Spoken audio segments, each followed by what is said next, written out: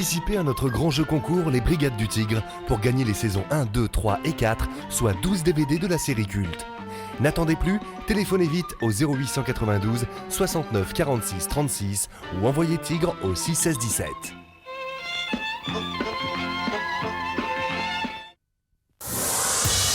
Bienvenue au club abmoteur.tv, le site high-tech de la chaîne de tous les moteurs. Sur abmoteur.tv, déposez vos annonces automoto, découvrez tous les tests vidéo automoto de la rédaction, regardez tous nos programmes et la chaîne TV en temps réel sur www.abmoteur.tv. Chaîne TV, guide programme, vidéos, sport, petites annonces et toute l'actualité des plus grands événements sur abmoteur.tv, le site de tous les moteurs. Extraordinaire! Participez à notre grand jeu concours Hercule Poirot pour gagner les saisons 1, 2 et 3, soit 30 épisodes de votre série préférée. Alors n'attendez plus et jouez vite en appelant au 0892 69 46 36 ou envoyez Hercule au 6 16 17.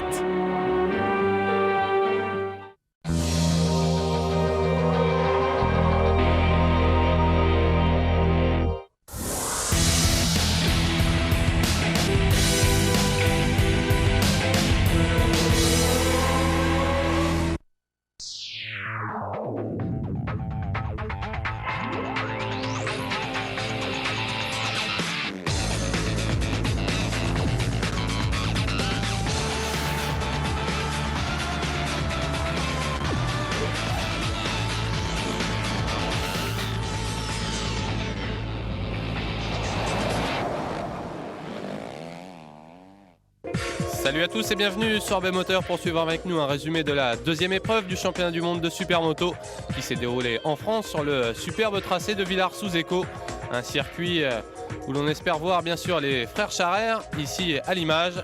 Une petite découverte du team Husqvarna également pour présenter toutes les forces en présence de cette catégorie supermoto, que ce soit en S1 ou en S2.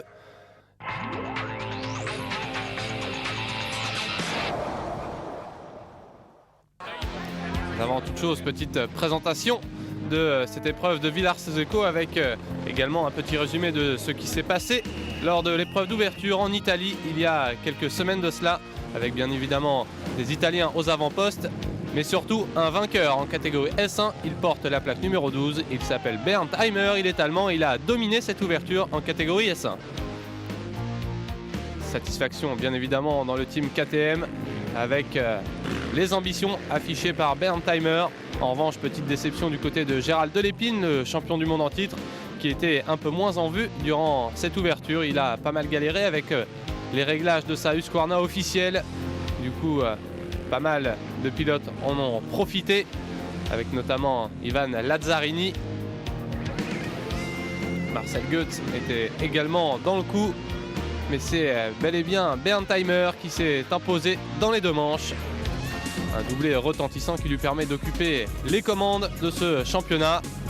On va suivre maintenant un résumé de la catégorie S2 avec plusieurs hommes en forme, à commencer par le français Jérôme Giraudot, champion du monde dans cette catégorie en 2004, 8e seulement la saison passée.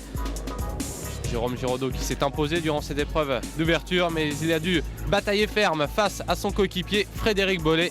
Petit sourire dans le team Aprilia effectivement, puisque les deux pilotes du team ont dominé cette épreuve d'ouverture, sans oublier bien évidemment Thierry Van Den Bosch qui les a rejoints dans ce team et dans cette catégorie. Ça fait 3 Français dans le team Aprilia et les 3 Français sont dans le coup, avec donc cette première place de Jérôme Giraudot.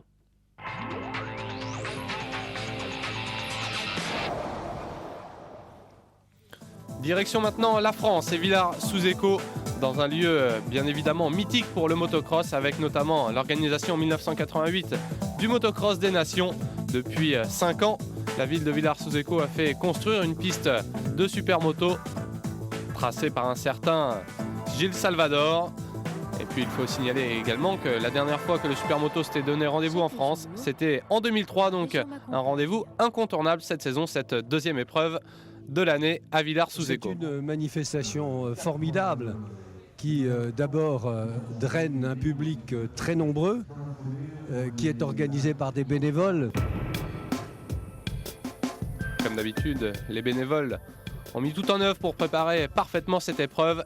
Malheureusement, vous allez le voir, la météo capricieuse n'a pas rendu les courses très faciles pour tous les pilotes. Un circuit de 1520 mètres, dont 1175 mètres pour l'asphalte et 345 mètres pour la partie terre. Un tracé très technique en dénivelé qui va permettre aux pilotes de faire la différence malgré ces conditions dantesques, notamment durant les courses, même si les essais se sont déroulés sur une piste sèche avec des temps chrono tout à fait intéressants. Tous les pilotes sont aux avant-postes, tous les favoris ont répondu présent, que ce soit en catégorie S1 ou en catégorie S2. On va suivre ça dans quelques instants.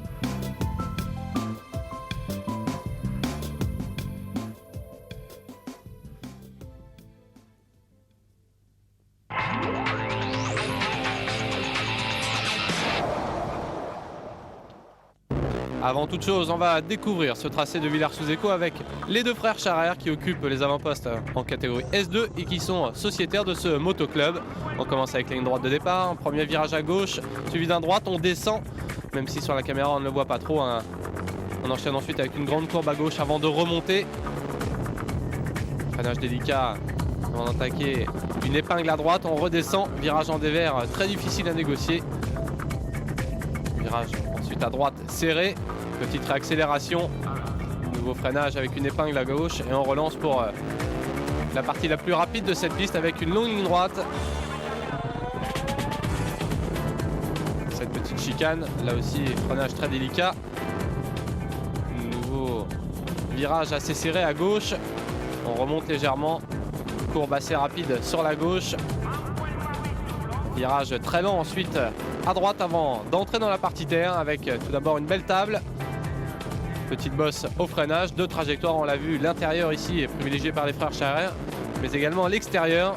Ensuite grande courbe en terre avec un freinage évidemment délicat avec les pneus slick dans cette partie. Petit dévers sur la droite, nouvelle petite bosse, freinage assez lent, on le voit, trois trajectoires possibles dans cette partie terre. Nouveau saut, partie terre qui propose plusieurs trajectoires et qui permet donc aux pilotes de se dépasser. On revient ensuite sur l'asphalte avec cette grande courbe à droite assez rapide avant de passer devant les stands.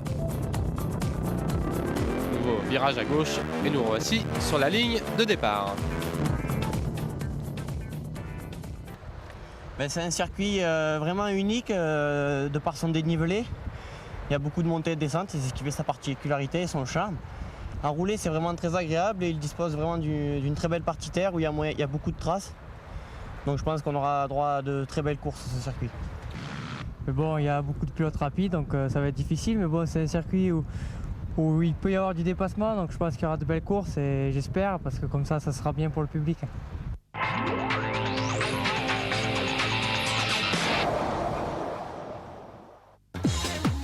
Après cette présentation du terrain par les deux frères Charrère qui nous ont vanté tous les bienfaits de ces trajectoires dans la partie terre et du tracé très technique, on le répète, beaucoup de dénivelé et des trajectoires très difficiles à assimiler, bien évidemment pour faciliter la découverte de ce circuit. Les pneus ont un rôle extrêmement important, on va découvrir cela dans ce petit reportage qui leur est consacré, notamment chez Dunlop, qui équipe cette année toutes les machines du plateau. Cette saison, nous sommes partenaires du championnat du monde Supermoto, Dunlop Motorsport, pour les trois catégories, championnat du monde S1, S2 et pour le championnat d'Europe.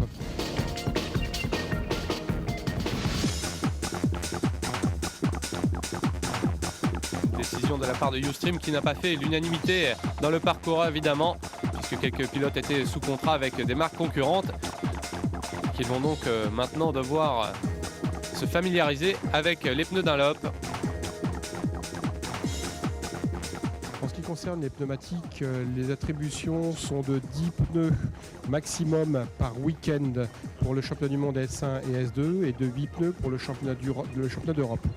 Les pilotes ont le choix de gomme, c'est-à-dire qu'ils ont le choix en pneus slick de 2 dimensions à l'avant, qui sont des pneus en 16,5, 125/80 par 420, et de 2 gommes à l'arrière sur une nouvelle dimension un peu plus large que celle qui existait jusqu'alors, qui est le 170/55 par 17. Les 2 gommes avant, il y a une gomme tendre, une gomme dure, une gomme tendre qui est la 465, une gomme dure qui est la 497. La même chose pour le pneu arrière, une gomme 950 qui est la gomme tendre et une gomme 497 qui est la gomme un tout petit peu plus dure. En ce qui concerne les pneus pluie, ce sont que des gommes tendres. On a fait des essais la saison dernière, les gommes intermédiaires et dures on les a pas utilisées, donc on a 2 gommes tendres, 16,5 à l'avant toujours et 17 à l'arrière. Voilà pour les explications techniques de chez Dunlop, les pilotes qui ont donc le choix pour les pneumatiques. Le manager du team Aprilia nous explique justement que cela permet à chaque pilote du team de choisir son pneu et d'adapter son style de pilotage au pneu. Même si les motos sont similaires, chaque pilote, selon son pilotage, a des préférences pour des gommes plus ou moins tendres. Et donc c'est vrai qu'avec les 3 pilotes français présents dans le team, on peut noter ces différences de choix de gomme. Giovanni Rodolico, l'un des mécaniciens de ce team Aprilia, nous explique que selon le pilote et le pilotage, il faut choisir les gommes, mais le temps, bien sûr, rentre aussi en compte selon les conditions rencontrées sur le terrain.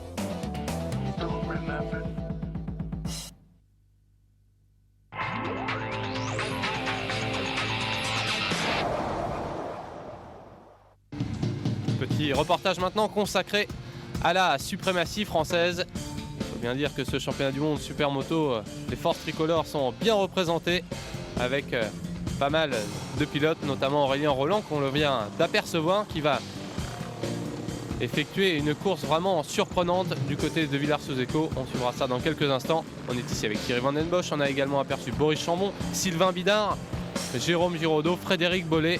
Beaucoup de pilotes français talentueux qui risquent de frapper fort tout au long de la saison. On est justement ici avec l'Aprilia numéro 5 de Fred Bollé que l'on va tout de suite écouter.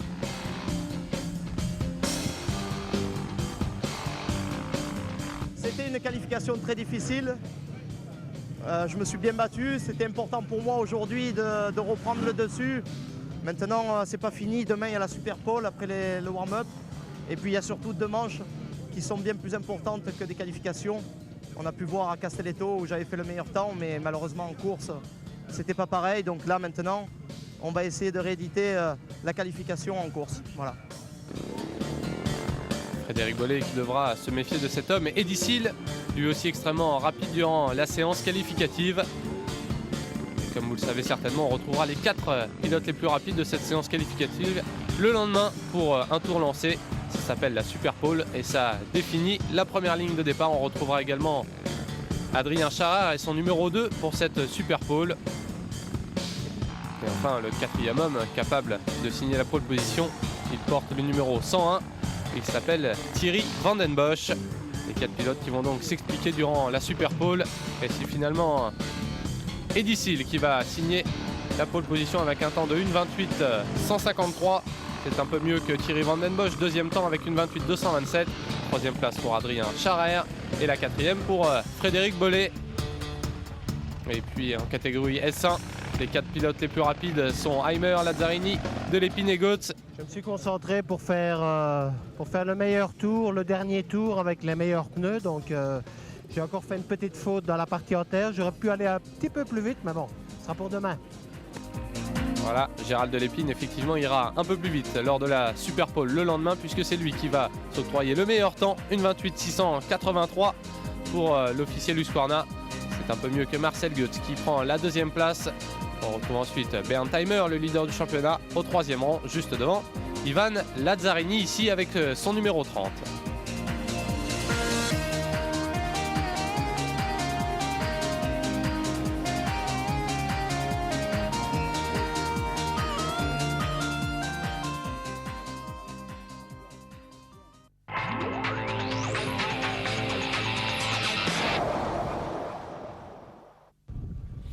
On va justement suivre cette séance de la Super Pole avec, vous l'avez vu, Seal et Delépine mis sur orbite. C'est eux qui ont réalisé les meilleurs temps. On va suivre ça dans quelques instants.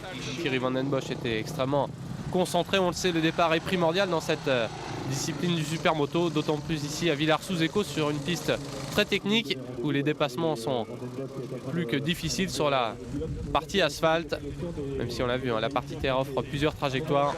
Tous les pilotes espèrent être en première position pour pourquoi pas signer le meilleur départ et imprimer leur rythme. On est ici avec Eddy Seal sur sa Suzuki numéro 3.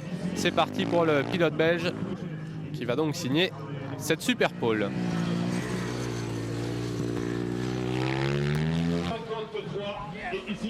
Ça s'est très bien passé aussi, puisque j'ai fait 2 fois la pole, 1 fois deuxième. Ce matin, la pole au warm-up, la pole à la super pole, donc ça peut pas mieux se passer que ça. Satisfaction donc pour Eddy Seal. On est ici maintenant en catégorie S1. On a vu Marcel Goetz qui jetait un petit coup d'œil sur l'écran de contrôle. Les 4 pilotes qui sont prêts à partir. Bernd Thymer est manifestement détendu, tout comme Gérald Delépine. Une position qui semble promis aux Belges, puisque la Husqvarna numéro 1 va elle aussi signer le meilleur temps en catégorie S1.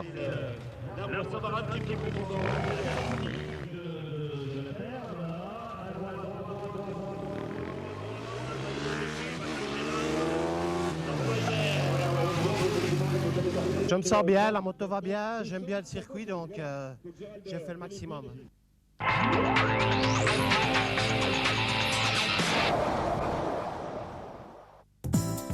Et avant de suivre les résultats des 4 manches qui se sont déroulées du côté de Villars-sous-Écot, petit coup de projecteur sur le team HM Giletti qui fait notamment rouler Nestor Jorge et Massimo Beltrami. Ciao a tutti, siamo in Francia. Salut à tous, moi je m'appelle Alfredo, je suis le team manager de ce team HM Giletti. Nous avons 2 pilotes et nous disposons de machines 450 Honda pour faire le championnat du monde supermoto en catégorie S2. Nous avons des motos de série qui sont bien évidemment préparées pour cette discipline du supermoto avec quelques spécifications au niveau des suspensions et du moteur bien sûr. On découvre justement ces Honda officiels présentés par le team manager. Nous avons fait pas mal de développement au niveau des suspensions pour s'adapter au pilotage de nos 2 pilotes.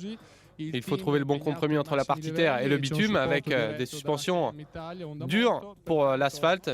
Mais il ne faut pas non plus que ce soit trop dur pour la partie terre. Donc nous avons fait pas mal de développement de ce côté-là sur nos machines et les 2 pilotes sont satisfaits du résultat. Maintenant, je vais vous passer Massimo Beltrami, qui est l'un des 2 pilotes du team, pour qu'il vous explique un peu les spécificités de sa machine.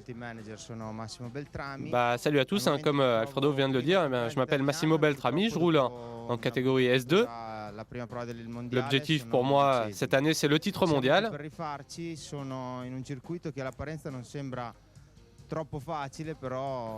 Évidemment, la concurrence est féroce cette année, mais je pense avoir les capacités pour jouer le titre cette année, d'autant que le team Giletti me fournit vraiment une Honda très performante. On a fait pas mal de modifications au niveau notamment des suspensions pour s'adapter à mon pilotage, mais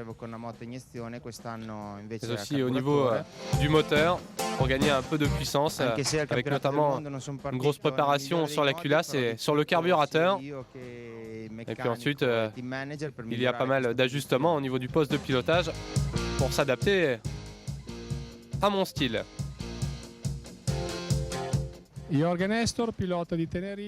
Maintenant, je vous présente Jorge Nestor, qui va être le 2e pilote de notre team cette année. Il va vous présenter sa machine. Salut à tous, moi je m'appelle Nestor Jorge. Je suis donc pilote pour le team Honda Giletti en catégorie S2. Cette année, j'ai de gros objectifs car je sais que le team est en mesure de m'apporter ce que j'attends et j'espère pouvoir me battre devant. Je n'ai pas vraiment d'objectif précis, mais dès que j'en aurai la possibilité, j'essaierai de faire du mieux possible avec pourquoi pas quelques victoires de manche. Et je pense que si je roule bien tout au long de la saison, je pense qu'à la fin, ça peut payer. En principio, por ahora ya te digo, muy contento de estar aquí.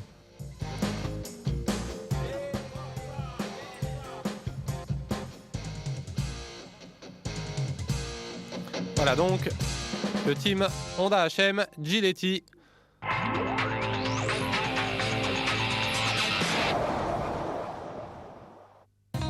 Nestor Jorge et Massimo Beltrami, on va les retrouver derrière la grille de départ pour la première manche, catégorie S2, avec un public ravi, notamment de ces petites démonstrations, pour faire patienter avant le début des hostilités, avec donc la première manche, catégorie S2, et une première manche très animée, puisque la pluie fait son apparition. Malheureusement, tous les pilotes se sont alignés sur la grille avec des pneus slick, donc vous allez le voir, les choses ne vont pas changer et les pilotes vont devoir faire avec. Ça va nous offrir un beau spectacle, même si il ne faut pas commettre d'erreur, bien entendu, dans ces conditions.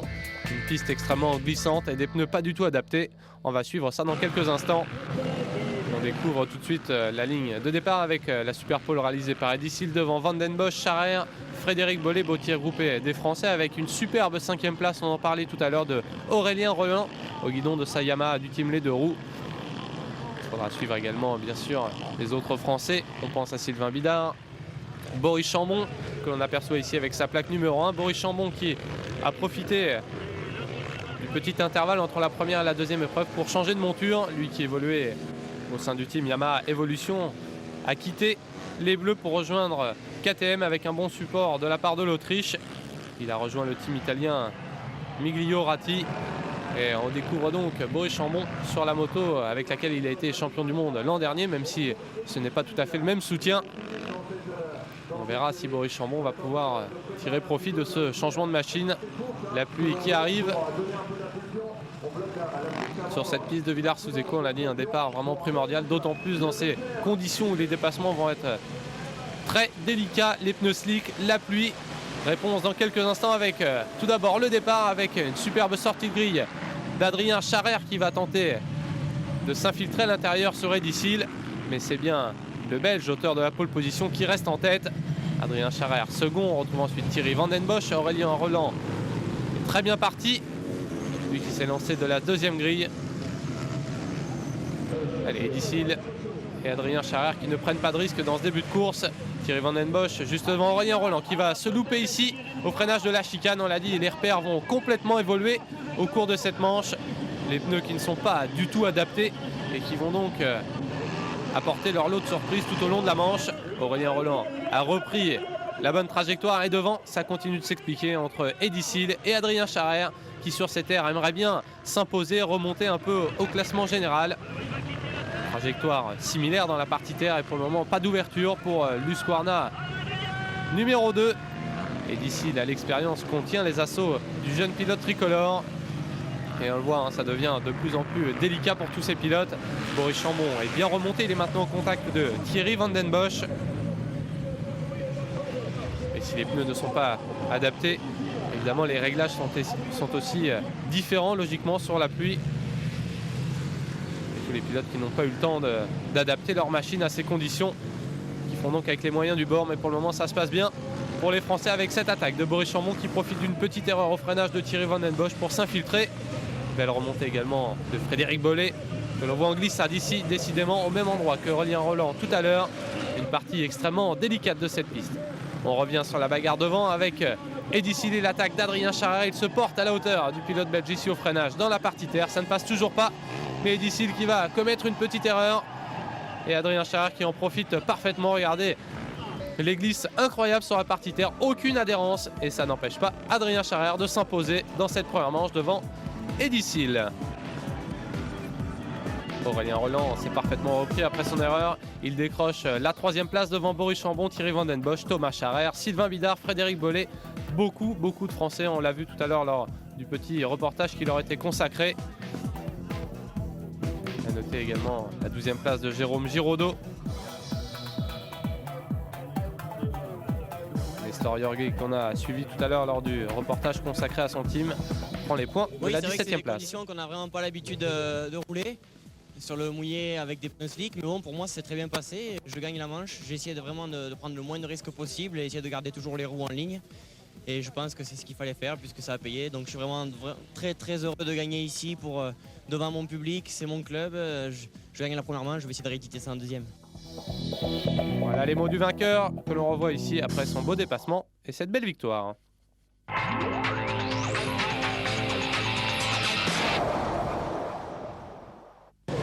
une deuxième manche qui risque d'être différente car si la pluie est toujours au rendez-vous, les pilotes ont pu adapter leur réglage et prendre les bons pneus.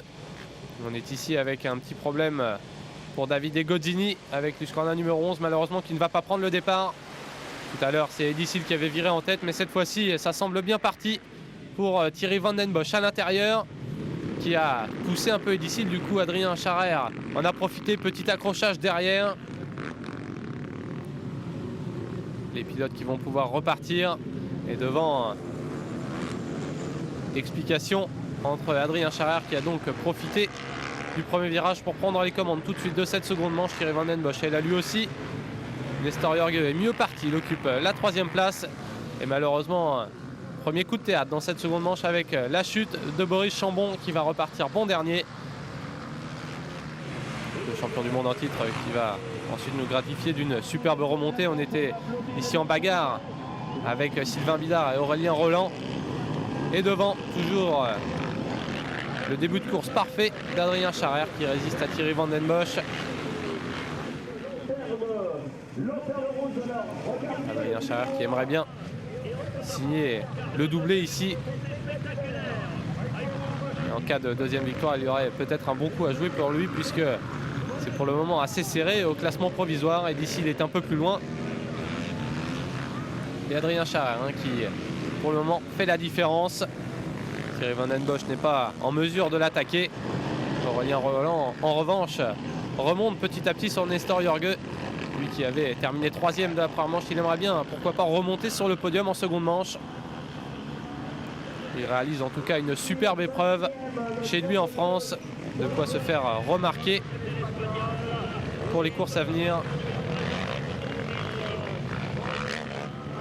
Nestor Jorge toujours bien placé, qui résiste à Aurélien Roland devant, aucun souci. Il est encore tout propre, Adrien Charrer, qui a parfaitement profité de son bon départ et qui ne commet pas la moindre erreur, malgré la présence derrière lui d'un monstre tel que Thierry Van Den Bosch. Adrien Charrer ne commet pas d'erreur. Orange derrière, explication dans quelques instants entre Eddie Seal et Thierry Van Den Bosch. Jorge et Aurélien Roland ferment la marche pour le top 5. Et ça se resserre effectivement pour le podium. Si la victoire semble maintenant promise à Adrien Charrer, qui semble intouchable sur ces terres, derrière ça s'explique sévère, d'autant qu'il faudra suivre également la remontée de Thomas Charrer, qui réalise d'excellents tours chrono et qui remonte petit à petit et qui aimerait bien lui aussi monter sur le podium. Toujours cette explication entre Thierry Van Den Bosch et Eddie Seal, le pilote Suzuki qui cherche l'ouverture ici à l'extérieur, ça ne passe toujours pas. Et à l'expérience, VDB qui ferme parfaitement les portes, on le voit ici.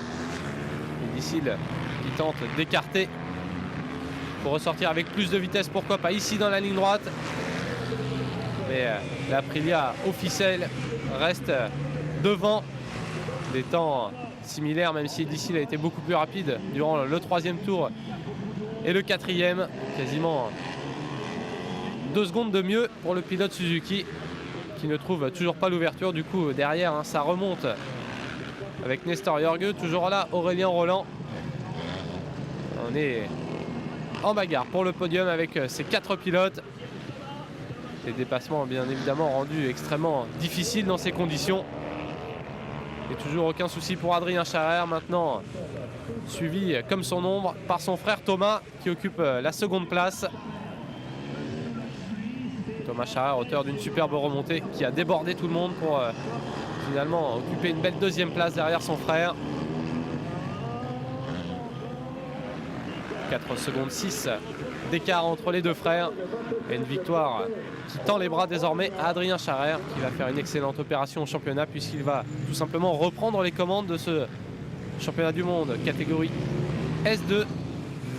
Thomas Charrer, qui était arrivé sur cette épreuve avec une bonne gastroentérite, a malgré tout surmonté la douleur et la fatigue pour monter sur le podium.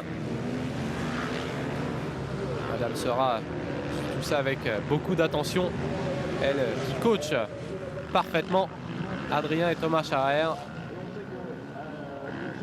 Thomas Charrer qui a repris un peu de temps sur son frère et les La famille Scharrer semble bien partie pour s'octroyer les 2 premières places. Derrière, toujours cette explication entre Thierry Van Den Bosch et Eddy Seal. Ça reste extrêmement serré entre ces 2 pilotes. On a aperçu que Thierry Van Den Bosch avait retiré ses lunettes. C'est toujours délicat d'évoluer dans ces conditions, d'autant que la pluie ne s'est pas arrêtée.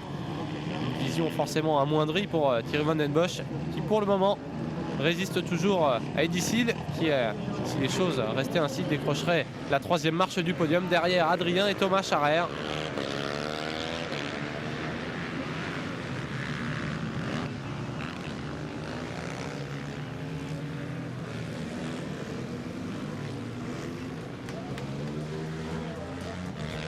Et les choses ne vont plus évoluer.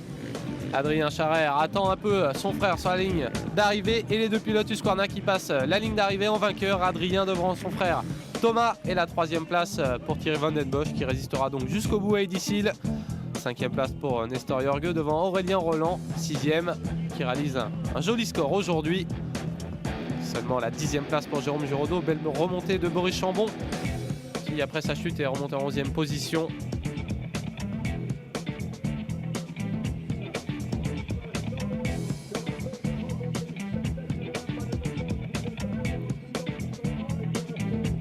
Frédéric Bollé malheureusement qui a abandonné suite à un problème technique et qui perd donc pas mal de place au championnat.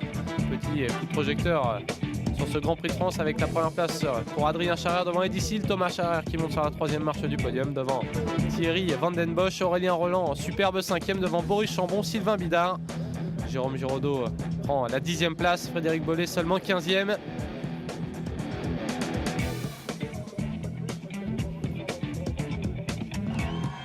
Le podium donc de ce Grand Prix de Villars-sous-Écaux, catégorie S2.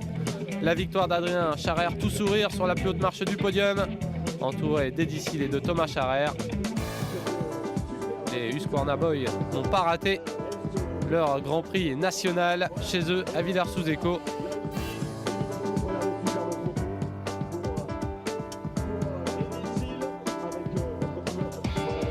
Adrien Scharrer qui va donc récupérer la plaque rouge de leader au championnat du monde.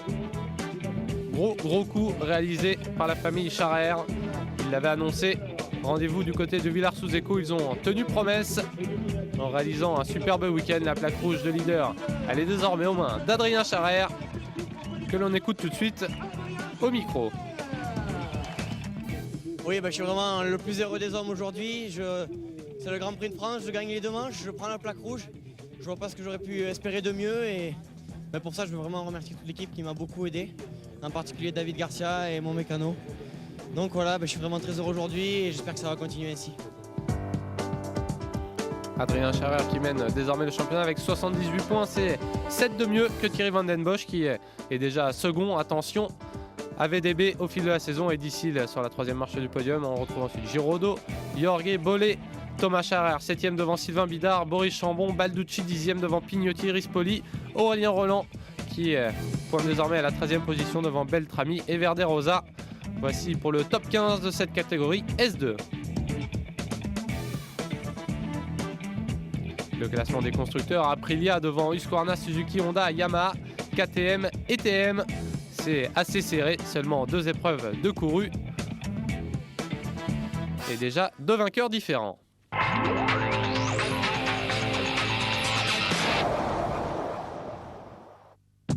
On va justement retrouver la famille Scharrer au sein de leur team Husqvarna. Un team extrêmement soudé où l'on peut carrément parler de famille. On les écoute tout de suite. Nous voici ici à Villars, c'est la 2e épreuve du championnat du monde. Ça nous fait très plaisir de rouler en France. Un Grand Prix de France, on en avait vraiment besoin pour la discipline. Il y a des champions du monde français, on n'avait toujours pas de Grand Prix de France. Le circuit est magnifique, c'est notre club, donc on est vraiment très content de rouler ici. Pour moi, ça s'est pas très bien commencé à Castelletto. J'ai eu quelques petits soucis. J'espère que ça va beaucoup mieux se passer ici. La moto, je commence à la connaître parfaitement maintenant. On a des motos performantes, on est beaucoup aidé par l'usine. Donc j'espère que tout va bien se goupiller et je vais faire tout mon possible pour gagner ce Grand Prix. Voilà donc les ambitions d'Adrien Scharrer. Cette année, c'est très important pour moi parce que j'ai prouvé des choses l'année dernière et j'espère que cette année, il faut que je les confirme. Donc en Italie ça s'est un peu mal passé. J'espère que ici c'est mon circuit. Et bon, je suis un peu malade, mais bon, je vais quand même essayer de faire de belles choses et je vais essayer de bien remonter au championnat et de montrer que je peux être quelqu'un pour viser la victoire. Grosse ambition également pour Thomas Charrère, le plus jeune des deux frères. Avoir un frère, c'est excellent parce que c'est une famille, on peut se donner des conseils comme on ne se donnerait pas avec d'autres pilotes. Donc on arrive, on a 2 fois plus d'informations que les autres pilotes et nous on arrive à le prendre comme une aide et ça c'est très important. Deux frères qui sont soudés entre eux pour affronter la concurrence féroce de cette catégorie S2. Et Adrien, c'est bien, c'est superbe ce qu'il a fait. Mais il faut compter aussi avec le petit Thomas. Il arrive avec ses 18 ans. Et je pense qu'il va faire très bien cette année. Cette année, l'objectif, c'est d'être champion du monde. En 450, avec les 2 frères, il y en a bien un qui va être champion du monde. Et si les 2 sont sur le podium, on serait tous contents, toute l'équipe sera contente. Et on a quand même un 3e larron qui commence à bien marcher. C'est Maxime Testu en S1. Il est champion de France l'année dernière, en S1 également. Et je pense qu'il va faire des bons résultats cette année. Il s'est blessé en début d'année, ça a un peu ralenti sa progression, mais maintenant il est bien. Donc on a 3 bons pilotes.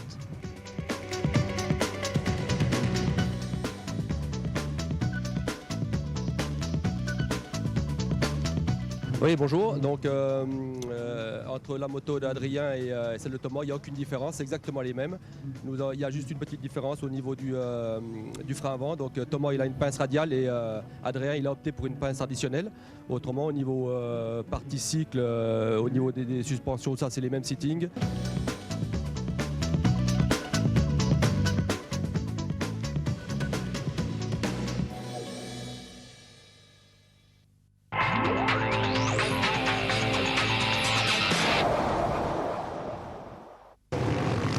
Après cette présentation du team de la CIMA, place maintenant la catégorie S1 avec la pole position de Delépine devant Goetsheimer et Lazzarini. En deuxième ligne, on retrouve Fiorentino, Christian Hindon, Testu, justement, dont Madame Sora nous parlait il y a quelques instants, a décroché une superbe place sur la deuxième ligne de départ. Il faudra suivre ses performances. D'autres Français également un peu plus loin, à la 14e place, Guillaume Rigal.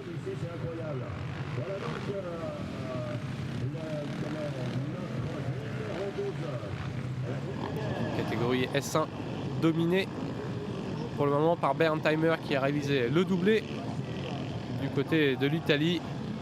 Présent également derrière cette grille de départ, on a aperçu Ludovic Luquin, Frédéric Reynaud, Arnaud Berger. Les Français sont également présents dans cette catégorie S1, même s'ils sont un peu plus loin et un peu moins performants qu'en S2. On va suivre ça dans quelques instants avec toujours la pluie qui était au rendez-vous et la pole position donc de Gérald Delépine à l'extérieur qui va complètement louper son départ. C'est Marcel Goetz qui vient surprendre tout le monde pour signer le all shot. Le Suisse mène la manche devant Berntheimer au guidon de sa KTM. Pour le moment, la 3e place seulement pour Gérald Delépine, le Belge qui a dominé les séances qualificatives avec la pole, la super pole. Mais pour le moment, il est derrière Marcel Goetz et Berntheimer. Il va falloir pour lui trouver des trajectoires pour pouvoir dépasser ses poursuivants. Mais pour le moment, c'est loin d'être le cas, puisque devant, les 2 leaders se sont envolés avec cette attaque de Berntheimer qui s'est envolée sur la table pour déposer Marcel Goetz. Une action assez incroyable de Berntheimer dont on connaît la fougue quand il est au guidon de sa machine. Le pilote allemand qui vient donc de s'emparer des commandes de cette première manche. Marcel Goetz qui doit maintenant faire face aux attaques de Gérald Delépine qui petit à petit a trouvé son rythme et qui est revenu au contact des 2 hommes de tête. Thaddeus Husqvarna, numéro 1, est bel et bien là. Lui qui a rencontré quelques petits problèmes sur Thaddeus Husqvarna lors de l'épreuve d'ouverture. Il a désormais trouvé des bons réglages, notamment au niveau du moteur. Et il le prouve depuis le début du week-end avec peut-être un dépassement ici au même endroit que Berntheimer. Marcel Goetz vient de perdre 2 places au même endroit sur cette table et cette paritaire qui permet donc au pilote de pouvoir se dépasser. Gérald Delépine ne s'est pas arrêté en si bon chemin. Il est désormais au contact de Berntheimer. Le Belge qui paraît beaucoup plus rapide que lors de l'épreuve d'ouverture. Et tout de suite, il va trouver l'ouverture, surprendre Berntheimer ici à l'intérieur. Dépassement imparable. Il a consécutivement débordé Marcel Goetz dans la terre, puis Berntheimer sur l'asphalte. C'est bien le pilote en forme de cette première manche du côté de Villars-sous-Écot. Il confirme ses excellents temps chrono, mais attention à Berntheimer qui ne va certainement pas en rester là et qui va tout faire pour rester au contact de Gérald Delépine. Mais c'est bel et bien le champion du monde en titre qui va s'imposer avec autorité dans cette première manche devant Berntheimer, Marcel Goetz, Maxime Testu, on en parlait tout à l'heure, le Français qui décroche une belle 4e place devant Christian Hindon, Ivan Lazzarini, Fiorentino 7e. Guillaume Rigal prend les points de la 13e place. Note également la 12e place de Ludovic Luquin. Castelletto, c'était très difficile. Ici, on a trouvé des nouveaux réglages moteurs, beaucoup plus faciles. Et ça faisait 1 an que je le demandais, donc aujourd'hui, je l'ai eu. On a changé l'assiette de la moto. Bon, tout de suite, j'ai fait le meilleur temps hier. Aujourd'hui, je gagne la première. Je pense que pour la 2e, s'il fait comme ça, je vais pouvoir encore améliorer un petit peu la moto. Et bon, j'ai roulé tranquille, j'ai pas forcé, je me suis pas énervé, mais je peux encore aller plus vite. Ça promet du beau spectacle pour la seconde manche.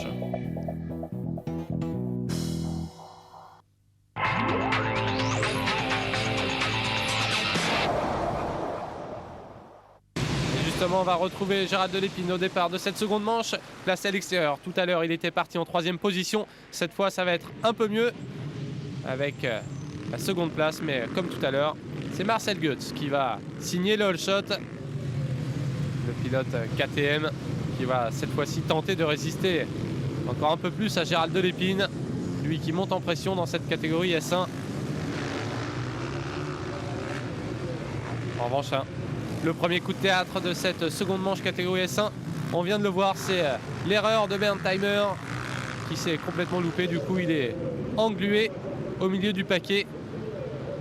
Il y a donc forcément un bon coup à jouer pour Gérald Delépine qui pourrait pourquoi pas remonter au classement provisoire. On revoit cette erreur de Berntheimer qui a perdu l'avant dès les premiers tours, des pneus pas encore bien à température, une piste très glissante et quelques places de perdu pour Berntheimer qui heureusement n'a pas calé. Il est reparti, le pilote allemand devant Marcel Goetz. Reste aux commandes Gérald Delépine opte pour la même stratégie que lors de la première manche. Ils ne prendront pas de risque dans les premiers tours pour petit à petit se rapprocher de sa proie et pourquoi pas apporter une attaque décisive. Mais pour le moment, TM numéro 9 réalise un début de course parfait, le meilleur départ, aucune erreur. Sur une piste toujours aussi délicate, notamment ici, on le voit, l'accélération très glissante, sortie de partie terre, les pneus sont gorgés de terre et évidemment l'adhérence n'est pas au rendez-vous. Il faudra également suivre la performance d'Ivan Lazzarini, coéquipier de Gérald Delépine au sein du team Husqvarna officiel. Lazzarini 6e tout à l'heure lors du premier débat. Toujours Marcel Goetz avec 1,2 seconde d'avance sur Gérald Delépine. Fiorentino qui occupe une belle 3e place. Berntheimer, après son erreur, occupe le 10e rang. Il va falloir suivre la remontée du pilote allemand.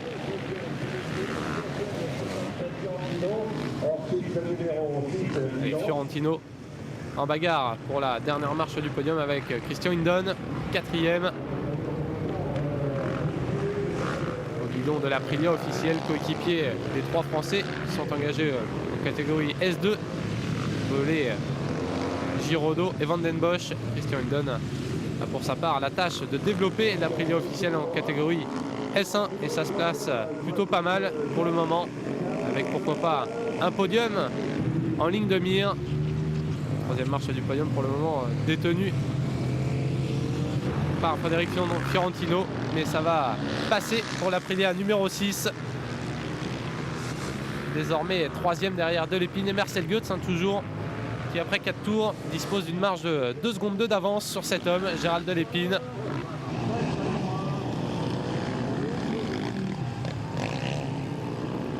Son style toujours aussi coulé, et Gérald Delépine ne commet pas la moindre erreur. Qui est pour le moment bien sûr le vainqueur virtuel de cette deuxième épreuve de la saison. Mais on connaît la combativité de Gérald Delépine qui ne va certainement pas en rester là. Son objectif maintenant porte le numéro 9, il s'appelle Marcel Goetz. Il est virtuellement second du Grand Prix. Mais à n'en pas douter, dans quelques instants, ces deux pilotes vont nous offrir une belle passe d'armes. Gérald Delépine a récupéré 1 seconde en 3 tours. Il pointe à 1 seconde 3 maintenant de la KTM. Leader depuis le premier virage.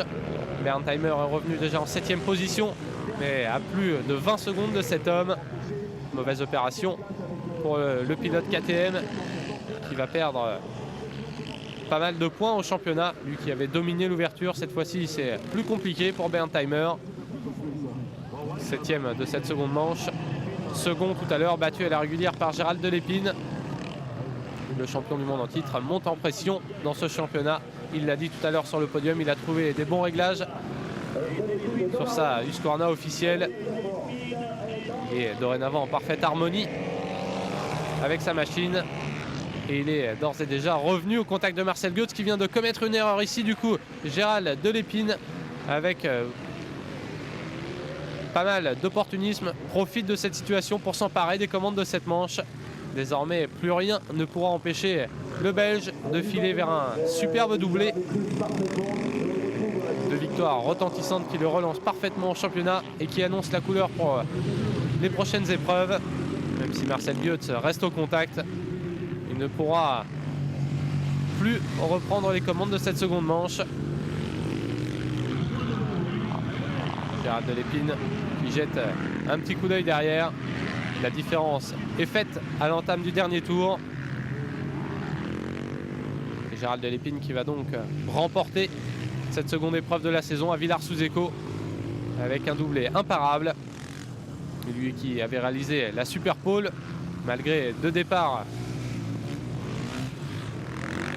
au 3e et 2e rang. Il aura su trouver des solutions pour déborder ses adversaires à la régulière et s'imposer.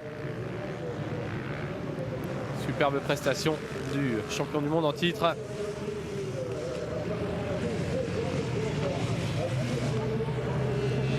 De son côté, Berntheimer a stagné en 7e position. Du coup, la bonne opération est bel et bien à mettre au crédit de Gérald Delépine.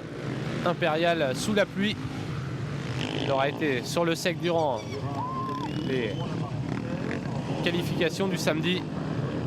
Et le mauvais temps n'aura pas changé la marche en avant de Gérald Delépine qui va donc s'imposer assez facilement dans cette seconde manche après s'être débarrassé de Marcel Goetz qui pour sa part reste solidement accroché à la seconde marche du podium. Une place qui va également occuper au classement de l'épreuve. Joli coup réalisé par le Suisse. On note également la belle 3e place de l'Aprilia officielle menée par Christian Hindon qui s'est débarrassé de Frédéric Fiorentino qui va donc signer un beau podium pour l'usine Aprilia. Mais assez loin derrière cet homme, Gérald Delépine qui gagne pour la seconde fois aujourd'hui.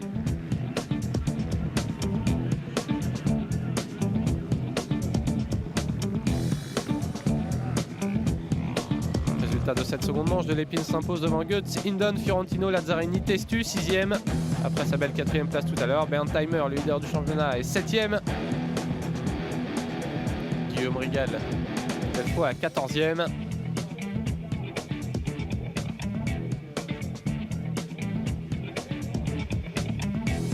On va retrouver tous les pilotes de cette catégorie S1 pour le podium avec les 3 vainqueurs du jour. Gérald Delépine qui s'impose devant Marcel Goetz, Christian Hindon et Berntheimer finalement en 4e ex-aequo pour la 3e marche du podium. Et la bonne opération donc réalisée par Gérald Delépine qui va du même coup reprendre pas mal de points remontés au classement provisoire. Lui qui était assez loin, il s'était complètement loupé lors de l'ouverture. Gérald Delépine qui va revenir à la 4e place avec 70 points. Qui va donc monter sur la plus haute marche du podium, ici à Villars-sous-Écot, entouré par Marcel Goetz et Christian Dunn. Le sourire évidemment sur le visage du pilote belge.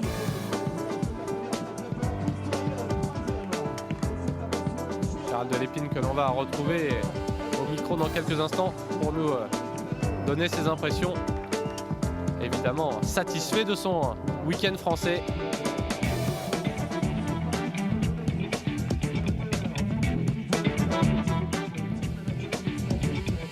À noter également lors de ce Grand Prix la belle 5e place décrochée par Maxime Testu. Et la plaque rouge de leader, elle reste bien en main de Berntheimer qui fait la grimace, la tête des mauvais jours pour le pilote allemand recouvert de boue. J'ai tout gagné ce week-end. Meilleur temps chrono, super pole les 2 manches. J'avais dit que j'irais plus vite en 2e manche. J'ai attendu un petit peu. J'avais réglé ma moto différemment. Et quand je parviens à faire tout ça, je suis le plus vite. Maintenant, il faut que je réussisse à faire ça à chaque course. Et vraiment des conditions délicates, mais j'ai fait ça comme je devais le faire. Vraiment un bon travail ce week-end. Voilà donc Gérald Delépine, évidemment satisfait de son week-end. Il aura tout gagné à Villars-sous-Écot, que ce soit sur le sec ou sur la pluie. Il a survolé les difficultés, comme en témoigne ce saut. Le classement provisoire, Berntheimer toujours en tête avec 86 points devant Lazzarini, Hindon. Le beau retour de Gérald Delépine, 4e devant Fiorentino. Maxime Testu occupe la 7e place de cette catégorie S1. Marcel Goetz est revenu pour sa part à la 8e position. On suivra la suite de ce championnat lors de la prochaine épreuve en Autriche sur le circuit de Melk. Le classement des constructeurs, Husqvarna devant KTM, Aprilia, TM, Honda, Usaberg, Yamaha et WRM. La prochaine épreuve se déroulera donc le 25 juin prochain sur le circuit de Melk, un circuit où Boris Chambon s'est imposé il y a quelques temps de cela pour le championnat d'Autriche. On suivra donc avec beaucoup d'intérêt la performance des Français le 25 juin prochain sur le circuit de Melk, en direct bien sûr sur AB Moteur. Salut à tous!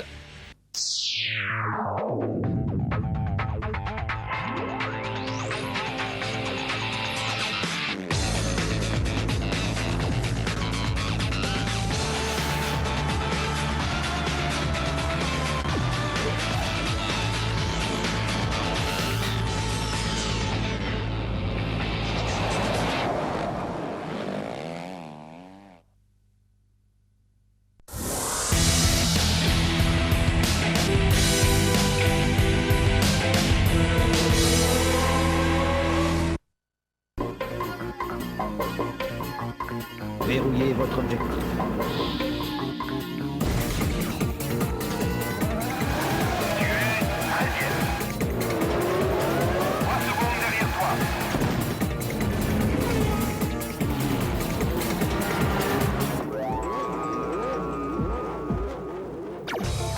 Bienvenue dans ce 160e numéro de Game Start avec le test sur PC du tant attendu GTI Racing sur PC.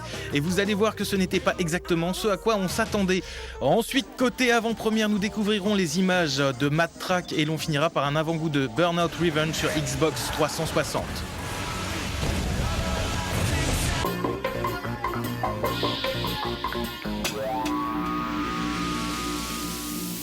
GTI Racing fait partie des jeux que l'on attendait depuis longtemps et que l'on vous dévoilait au fur et à mesure que les images nous arrivaient. Il faut dire que ce titre, qui au début de son développement portait le nom de Volkswagen Golf Racer avant de se transformer en GTI Racing, s'annonçait prometteur. Un jeu de course complet uniquement spécialisé sur les modèles de Volkswagen, ce qui a aiguisé notre appétit. C'est donc avec un certain plaisir que nous avons pris les commandes dès que la version définitive nous est apparue. Après un chargement laborieux que l'on a d'abord attribué aux performances un peu dépassées de notre PC de test, nous avons découvert les modes classiques d'un jeu de course sans grande originalité. Comme c'est souvent le cas, il faut gagner des courses pour gagner de l'argent et ainsi acheter de nouvelles voitures et les customiser à loisir. Une fois prêt, vous vous élancez pour votre première course sur le premier circuit. Et il ne faut pas longtemps pour vous rendre compte que GTI Racing n'est pas vraiment à la hauteur.